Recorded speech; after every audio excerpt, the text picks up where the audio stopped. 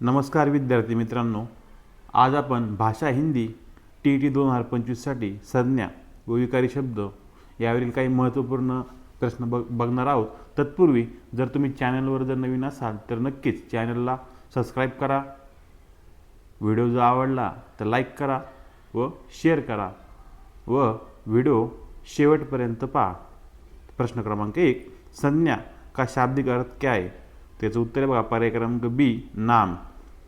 प्रश्न क्रमांक 2, विकारी शब्द किसे कहते हैं? त्याचं उत्तर आहे बघा पर्याय क्रमांक बी, वे शब्द जिनमें लिंग, वचन, काल, कारक आदि के प्रयोग से परिवर्तन होता है। प्रश्न क्रमांक 3, संज्ञा, सर्वनाम, विशेषण और क्रिया किसके भेद है? याचं उत्तर आहे बघा पर्याय क्रमांक बी, विकारी शब्द। प्रश्न क्रमांक 4, संज्ञा को मुख्यतः कितने भागों में बांटा गया है? याचं उत्तर आहे बघा पर्याय क्रमांक बी, 3। कोणकोणते ते? व्यक्तिवाचक, जातिवाचक, भाववाचक, व्यक्तिवाचक संज्ञा। प्रश्न क्रमांक 5, जिस शब्द से किसी विशेष व्यक्ति, स्थान या वस्तु के नाम का बोध होता है उसे कौन सी संज्ञा कहते हैं? याचं उत्तर आहे बघा पर्याय क्रमांक सी, व्यक्तिवाचक संज्ञा। निम्नलिखित शब्दों से व्यक्तिवाचक संज्ञा का उदाहरण कौन सा है? जिसका उत्तर बघा पर्याय क्रमांक सी, हिमालय, क्योंकि यह एक विशेष पर्वत का नाम है। प्रश्न क्रमांक 7, राम, सीता, मोहन किस प्रकार की संज्ञा के उदाहरण हैं? याचं उत्तर बघा पर्याय क्रमांक सी, व्यक्तिवाचक संज्ञा, क्योंकि ये विशेष व्यक्तियों के नाम है। प्रश्न क्रमांक 8, भारत, श्रीलंका और दिल्ली कौन सी संज्ञा है? याचं उत्तर बघा पर्याय क्रमांक बी, व्यक्तिवाचक संज्ञा, क्योंकि ये विशेष स्थानों और देशों के नाम है। प्रश्न क्रमांक 9, निम्नलिखित से नदियों के नाम किस संज्ञा अंतर्गत आते हैं? याचं उत्तर बघा पर्याय क्रमांक सी, व्यक्तिवाचक संज्ञा, जैसे गंगा, यमुना और सरस्वती। प्रश्न क्रमांक 10, पद्मावत और रामचरितमानस किस प्रकार के संज्ञा के उदाहरण है? याचं उत्तर बघा पर्याय क्रमांक सी, व्यक्तिवाचक संज्ञा, क्योंकि ये विशेष पुस्तक के नाम है। प्रश्न क्रमांक 11, जिन शब्दों से किस जाति के सभी पदार्थों और प्राणियों का बोध हो उन्हें कौन सी संज्ञा कहते हैं? उन्हें हम क्या कहते हैं? पर्याय क्रमांक बी, जातिवाचक संज्ञा। प्रश्न क्रमांक 12, घोड़ा, गाय, शेर, कोयल, मोर आदि पशु पक्षियों के नाम किस संज्ञा के अंतर्गत आते हैं? याचं उत्तर पर्याय क्रमांक सी, जातिवाचक संज्ञा के ऊपर आते हैं। प्रश्न क्रमांक 13, पर्वत, नदी, पुस्तक, पेन, घड़ी आदि वस्तुओं के नाम किस संज्ञा से उदाहरण है? याचं उत्तर बघा पर्याय क्रमांक डी, जातिवाचक संज्ञा। प्रश्न क्रमांक 14, निम्नलिखित में कौन सा जातिवाचक संज्ञा है? याचं उत्तर बघा गुलाब, पर्याय क्रमांक बी, क्योंकि यह एक फूल की जाति है। आम और केला जैसे फल भी इस श्रेणी में आते हैं। प्रश्न क्रमांक 15, जातिवाचक संज्ञा के दो उपभेद कौन कौन से? याचं उत्तर पर्याय क्रमांक बी, द्रव्यवाचक और समूहवाचक। प्रश्न क्रमांक 16, जिन शब्दों से किसी धातु अथवा द्रव का बोध हो उन्हें क्या कहते हैं? याचं उत्तर पर्याय क्रमांक सी, द्रववाचक संज्ञा।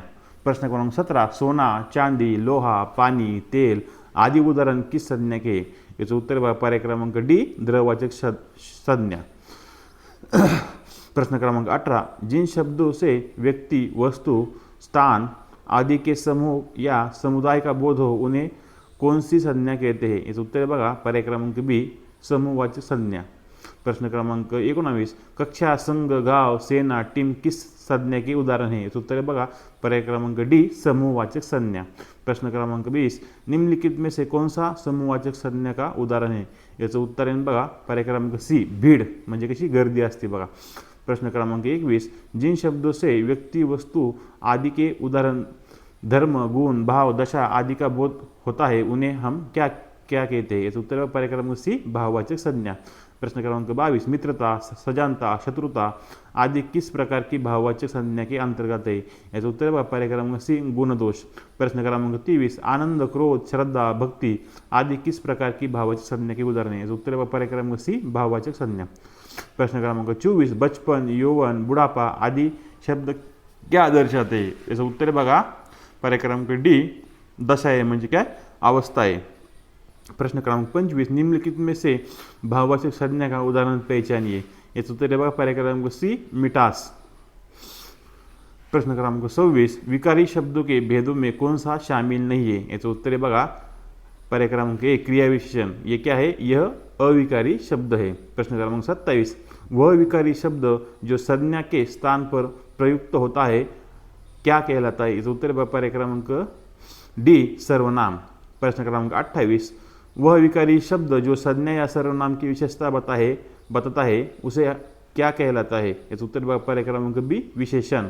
प्रश्न क्रमांक 29, अच्छा, अच्छे में, मुझको आदि परिवर्तन किसके कारक होता है? याचं उत्तर बघा पर्याय क्रमांक सी लिंग वचन कारक के, यह विकारी शब्द का लक्षण है। प्रश्न क्रमांक 30, निम्नलिखित में से विकारी शब्द का उदाहरण कौन सा नहीं है? याचं उत्तर बघा पर्याय क्रमांक डी म्हणजे काय? और समुच्च बोधक, कारण की हे यह अविकारी शब्द है। तर मित्रांनो, आजचा व्हिडिओ तुम्हाला कसा वाटला नक्कीच कमेंट बॉक्समध्ये सांगा व चॅनलला सबस्क्राईब करा। व्हिडिओ आवडला असल्यास लाईक करा व शेअर करा। थँक्यू।